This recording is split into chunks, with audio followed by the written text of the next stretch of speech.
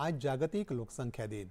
लोकसंख्येच्या मुद्द्याची तातडी आणि महत्त्व याकडे लोकांचं लक्ष वेधण्यासाठी हा दिवस साजरा केला जातो. 11 जुलै 1987 साली जगाच्या लोकसंख्येनं 500 कोटींचा टप्पा पार केला. त्यानिमित्त संयुक्त राष्ट्रांच्या विकास कार्यक्रमाच्या तत्कालीन शासकीय परिषदेनं 1989 साली ही घोषणा केली. डिसेंबर 1990 साली संयुक्त राष्ट्रांच्या महासभेनं ठरावाद्वारे या दिवसाची घोषणा केली. युवकांच्या आशा आणि महत्त्वाकांक्षांना जाणून घेणं आज आणि भविष्याकरता हा यंदाच्या वर्षाची संकल्पना आहे.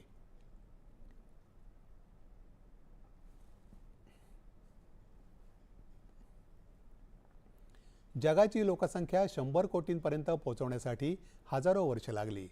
नंतर केवळ 200 वर्षांमध्ये ही 7 पटींनं वाढली. 2011 साली जगाच्या लोकसंख्येनं 700 कोटींचा टप्पा गाठला. 2021 साली ती 780 कोटींपर्यंत पोहोचली.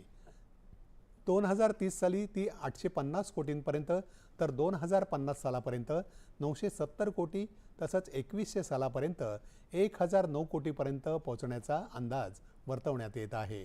वाढतं शहरीकरण, प्रजनन दरातील महत्त्वाचे बदल आणि वाढतं स्थलांतर हे यासाठी मुख्य घटक मानले जातात.